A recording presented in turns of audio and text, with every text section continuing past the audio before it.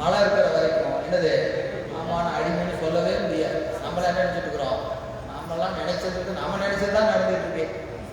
நம்ம என்ன நினைக்கிறோம்? நாம நினைக்கிறதா நடக்குது. நான் சுதந்திரம் உடையவன், நான் என்ன செஞ்சிருவேன் தெரியுமா? இது இன்னைக்கு நாளைக்கு காலையில் எந்திரிச்சாதான் நிஜம், தூங்கினவன் எந்திரிச்சாதான் நிஜம். ஆனால் என்ன செய்யறான்? தொலைச்சிருவன் தொலைச்சு என்ன நினைச்சிட்டு நான் யார் தெரியுமா? நினைக்கிறோமா இல்லையா? ஏன்னா நமக்கு என்னது, நம்ம நினைக்கிறதெல்லாம் நடந்து கொண்டு இருக்கிறது. நம்ம தான் சுதந்திரம் உடையவர்கள் என்று நாம் மயங்கி நிற்கிறோம். நமக்கு என்ன கிடையாது? ஒரு சுதந்திரமும் கிடையாது, ஒரு சுதந்திரமும் கிடையாது. அப்போ அது நமக்கு தெரியாது, நம்மளால அதை அறிய முடியாது. காரணம் அது அறியாமை என்கின்ற ஆணவ மனம் இருக்கிறதுனால நாம் அடிமை என்கிற உணர்வு நமக்கு வராது. எப்போ நீங்க அடிமைகிற உணர்வு வருகிறதோ அப்போ அறியாமை என்ன செய்யுது? தேயுதுன்னு அர்த்தம். அறியாமை தேய தொடங்கினாதான் நமக்கு என்ன உணர்வு வரும்? நாம் அடிமை என்கிற உணர்வு நமக்கு வரும். இல்லைன்னா என்ன வராது? அந்த உணர்வே வராது, உணர்வே வராது. எனவே அந்த வகையில் இது பல வகையில் பொருள் வந்து இருக்கிறது. சரி, இப்போ ஆன்மாவை அடிமைன்னு ஏன் சொல்லணும்? அடிமைன்னு ஏன் சொல்லணும்? பிரம்மன்னு சொல்லக்கூடாதா? ஏன்னா அது கேட்கறது எப்படி இருக்கு? ரொம்ப நல்லா இருக்கு. அங்கே போனால் வேதாந்தத்தில் போனால் அவங்க என்ன சொல்றாங்க? நீயும் பிரம்மம், நானும் பிரம்மம், நினைத்து பார்த்தால் எல்லாம் பிரம்மம். நீயும் பிரம்மம், நானும் பிரம்மம், நினைத்து பார்த்தால் எல்லாம் பிரம்மம். யார் சொல்றாங்க? வேதாந்தம்.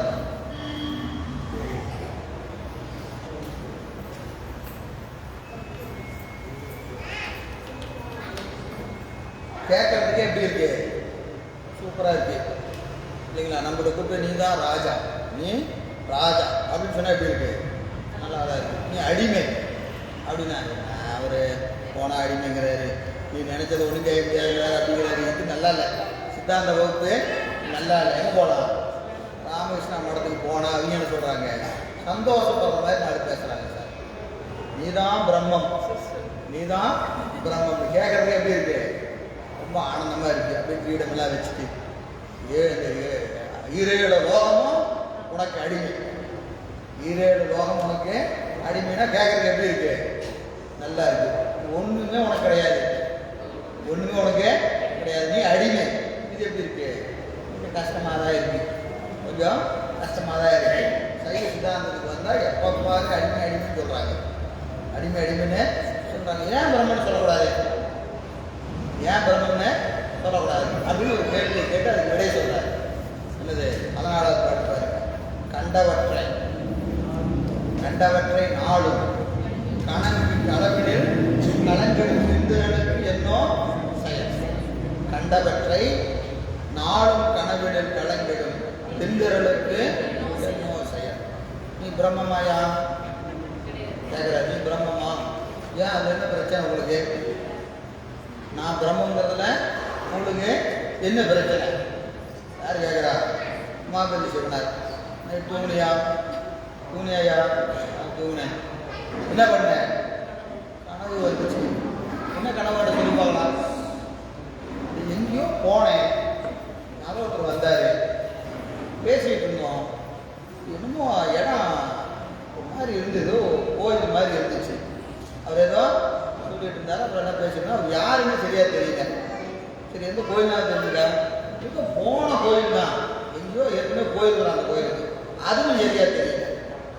ஆனால் எங்கேயோ போனோம், யாரோ வந்தார், ஏதோ பேசிட்டு இருந்தோம், அது மட்டும் தெரியுது, அது மட்டும் தெரியுது. ஐயா, கனவுல நடந்தது என்னன்னு கேட்டா உன்னால் ஒழுங்கா சொல்ல முடியுது. கனவுல என்ன நடந்ததுன்னு கேட்டா உன்னால் என்ன செய்ய முடியல, சொல்லவே. நீ பிரம்மமாயா? நீ பிரம்மம்னா என்ன செய்யணும்? 224 கோணத்துல என்ன நடக்குதுன்னு சொல்லணும். 224 கோணத்துல என்ன நடக்குது? அவன் என்ன பண்ணிட்டு இருக்கிறான், இவன் என்ன பண்ணிட்டு இருக்கிறான், பிரம்மா என்ன பண்ணிட்டு இருக்கிறான், பெருமாள் என்ன பண்ணிட்டு இருக்கிறான் அப்படின்னால நீ சொல்லணுமா இல்லையா? அப்படி சொன்னாதானே நீ பிரம்மம். பிரம்மம்னா என்னது? பேரறிவு. பிரம்மம் என்ற சொல்லுக்கு பேரறிவுன்னு பேரு. நீ யாரு? பேரறிவாயா? நீங்க கனவுல நடந்தது சொல்லு. கனவுல நடந்தது அது என்ன சார்? தூங்கிட்டேன். சரியா? தெரியும். சரி கொடு. போன வாரம் ஞாயிற்றுக்கிழமையில இருந்து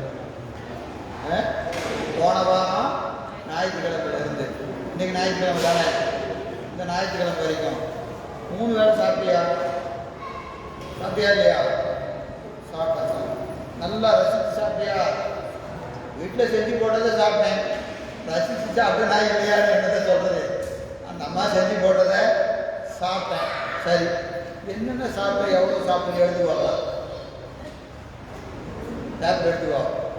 போன ஞாயிற்றுக்கிழமை காலையில் என்ன சாப்பிட்டேன், மதியானம் என்ன சாப்பிட்டேன், நைட்டு என்ன சாப்பிட்டேன், திங்கட்கிழமை காலையில் என்ன சாப்பிட்டேன்.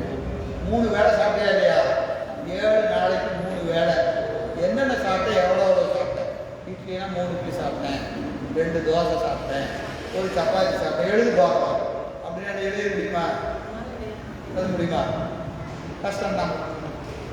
நல்லா முடிச்சுட்டு தானே சாப்பிட்டேன், முடிச்சு தானே சாப்பிட்டேன், ரசித்து தானே சாப்பிட்டேன். பக்கத்தில் இன்னொன்று வெளியே வேறு சொன்னிய, சாப்பிட்டியா இல்லையா? அம்மா சாப்பிட்டேன், நல்லா தான் சாப்பிட்டேன். ஒரு வாரம் சாப்பிட்டதே என்னன்னு உன்னால சொல்ல தெரியல. ஒரு வாரம் சாப்பிட்டது உன்னால நீ என்னன்னு சொல்லியிருக்கிற? நான் பிரம்மம். யாரு?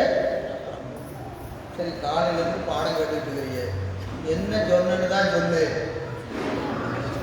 என்ன சொன்னு தான் சொல்லு. போன வாரம் சாப்பிட்டதெல்லாம் கேட்குறீங்க. சரி, அதெல்லாம் வேண்டாம், அதெல்லாம் வேண்டாம். 11 மணிலேருந்து இத்தனையும் சொன்னமே, ஏன்னா ஒன்று விடாமல் சொல்லு பாப்பா அப்படின்னு நினைச்சிருக்கு. அது எப்படிங்க சொல்றது? அது எப்படி சொல்றது? எல்லாம் நடத்துறீங்க, எல்லாம் நடத்துறீங்க, எல்லாம் புரிஞ்சுது. அவ்வளோதான், அவ்வளோதான். உனக்கு பிரம்மம்னு சொல்றது யார் யார் கேட்குது? கண்டவற்றை நாளும் கண்டவற்றை, நாளும் கண்டவற்றை. என்னது? கனவில், கனவில் நாளும் கண்டவற்றை, நாளும் கண்டவற்றை என்ன செய்யுதுங்க? கலங்கிடும் தின்திரள், கலங்கிடும் தின்திரளுக்கு என்னோ செய்ய. தின்திரள்னு எழுதுங்க. எனக்கு ஆற்றல், என்ன ஆற்றலுங்க? வலிமையான ஆற்றல் எனக்கு இருக்கிறது. நான் யாரு? பிரம்மம். நான் யாரு? பிரம்மம் சொல்றீங்க. என்னோ செயல், என்னையா? என்ன செயல் இருக்கிறது உனக்கு? ஒரு செயலும் இல்லை.